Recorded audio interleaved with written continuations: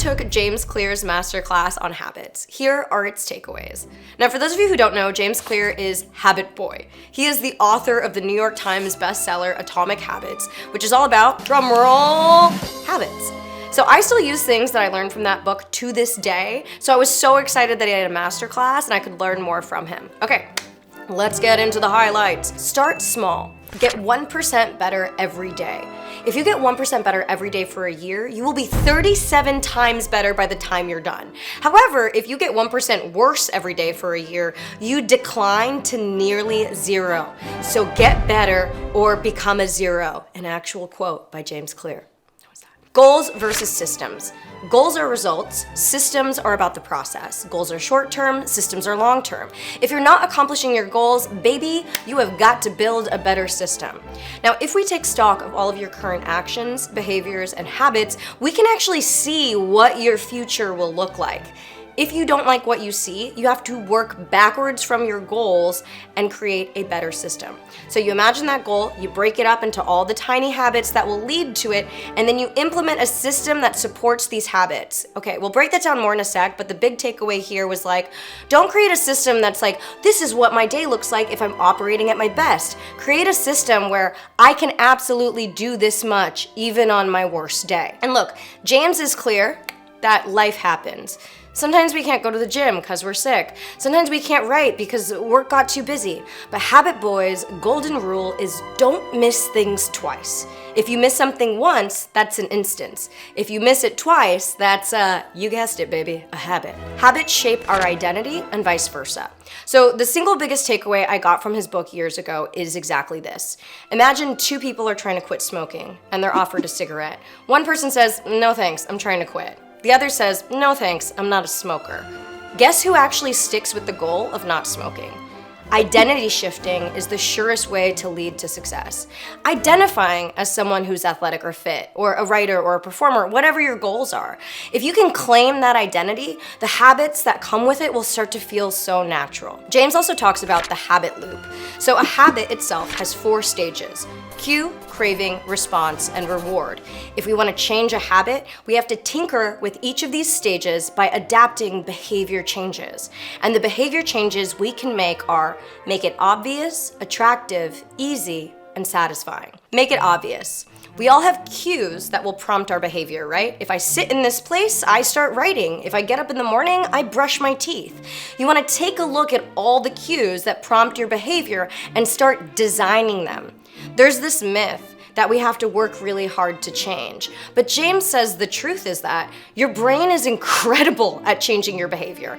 It changes all the time based on the people you're around, the room you occupy, and the context that you're in.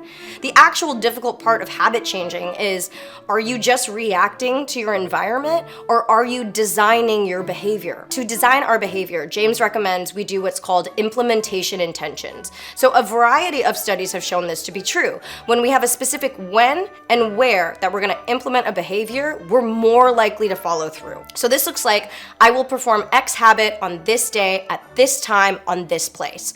So I'll go to the gym at 9 a.m. on Monday, Wednesday, Friday. I'll write at noon every day at my desk. I'll read for 30 minutes at night in bed before I fall asleep. James says, people feel like they lack motivation, but what they really lack is clarity. We're hoping inspiration will strike, but implementation intention shortcuts that problem. Because if you have a plan, you're gonna follow through because the discipline has already been pre-decided, right? You're not choosing your habit, it's just what happens at that time for you. Make it attractive. So the more attractive a behavior, the more habit forming it is. And we can do this by reprogramming our stories. Every single habit you perform, you have a story in your mind about it. And you want to reframe your mindset from all the habits you want to make from I have to I get to. So instead of I have to go to the gym today, think, ooh, I get to move my body today. Instead of I have to eat a salad, think I get to nourish my body. You want to transform your obligations into opportunities with very simple mindset shifts. And for this, James quoted Nelson Mandela, who said, I never lose. I either win or I learn. You want to reframe your story around each of these habits so that they're serving you. Now, make it easy. In this section, James talks about how it's critical we know the difference between motion and action. Motion is usually a little easier to do, but it ultimately doesn't move the needle in creating results. So for example, reading can inspire a writer, but it doesn't actually get any writing done. Or you can email a trainer and schedule an appointment, but unless you follow through with the workout, you aren't achieving results. Now, James says we often use motion as an excuse for taking action. We justify that we're making progress, but if your motion substitutes actual action, it's not going to get you anywhere. Next, if you can only remember one idea from this whole course, James says it's the 2-minute rule. Now, the 2-minute rule takes any habit you're trying to create and it scales it down to something that takes 2 minutes or less. So you want to read 30 books a year, read a single page. You want to start doing yoga, take out your yoga mat. You write 1 sentence. You meditate for 2 minutes. Now, people often will resist this idea saying, okay, James, buddy, chief, I get it. This is a little mental trick. I'm not falling for it. It seems pretty pointless. James gets it, bro. But my dude wants to tell you about his reader, Mitch, who lost over 100 pounds. And Mitch's rule was, you can go to the gym, but you can't stay there for more than 5 minutes. It sounds ridiculous because Mitch was like driving to the gym all the time, doing like a 2-minute 3-minute workout and leaving. But Mitch was actually mastering the art of showing up. He was becoming the type of person who went to the gym 4 days a week, even if it was for 5 minutes or less. Now, this is one of James' most critical points. A habit has to be established before it can be improved. Okay? It has to be a standard in your life before you can scale it up. Now, we get really picky with the habits we're trying to form, and we focus on like how to optimize it and do the best thing. But we keep it in this sort of theoretical area instead of just allowing ourselves to show up in a really small way and slowly building that out. The 2-minute rule really pushes back on any perfectionist tendencies you may have. Now, finally, make it satisfying. We gravitate towards activities and behaviors that are pleasurable, favorable, and rewarding. Your brain is a reward-seeking mechanism, right? It's trying to find things that are beneficial. And the cardinal rule of behavior change is behaviors that are rewarded get repeated. Behaviors that are punished get avoided. So evolutionarily, we used to live in an immediate return environment. You picked a berry and you ate it. You saw a lion and you ran. We were reacting to the things around us. Now, in modern times, we live in a delayed return environment. We work now for a paycheck later. We save our money so we can buy a house or go on a trip. We build habits today for the hope of a payoff in the future. But we're still equipped with brains that were optimized for immediate return environments, right? Even though we currently live in delayed return societies. This is why habits can be so difficult for us, because we have this Paleolithic, outdated hardware lizard brain. So to combat this, reward your behaviors. Now, to do this, James recommends a visual signal. A story to illustrate this is about a very junior guy at a company. He kept 2 mason jars on his desk. One was filled with 100 paper clips, the other was empty. Every time junior guy made a sales call, he'd move 1 paper clip over to the empty jar. And his goal every day was to make 100 sales calls. And he could see a visual representation of how he did every day. Fast forward a year, you guessed it, paperclip, all about that paperclip. He was bringing in $5 million worth of sales, moved up in his company like crazy, and got exceptional results. James says there is so much power in having signals of progress. It's incredibly motivating and rewarding to our big, dumb lizard girl brains. Now, most habits we have or we're trying to create don't have any visual evidence, right? You're going to the gym every day, but you're not seeing that dump truck yet. You're working on a book, but you don't have it in your hands right now. And you don't have to use paper clips, but use some kind of habit tracker to hack your meat motherboard and give yourself an immediate reward and a feeling of momentum. Now, there's one final bit of the course here, and that's about breaking bad habits, right? The course has mostly been about building habits that serve you.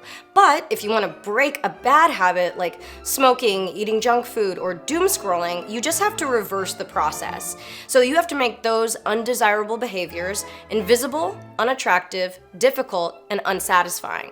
So invisible would mean like putting all your junk food or your cigarettes out of sight in a drawer.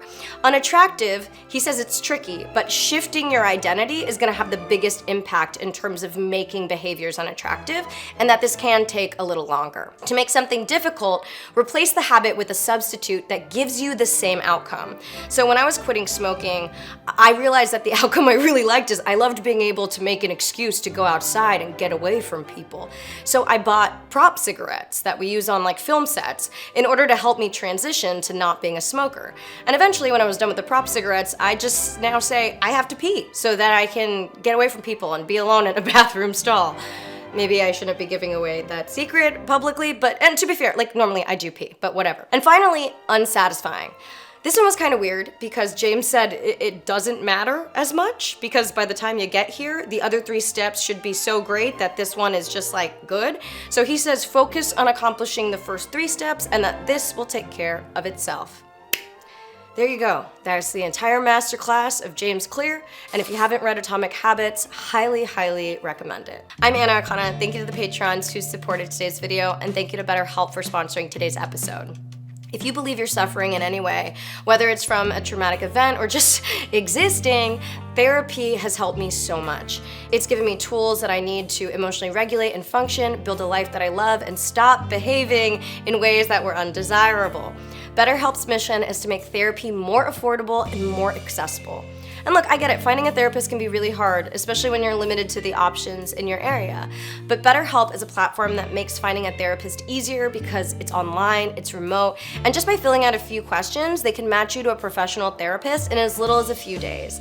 And look, therapy can be like dating. So if for any reason your therapist is not the right match, you can switch for free. Make meaningful change in your life today with BetterHelp.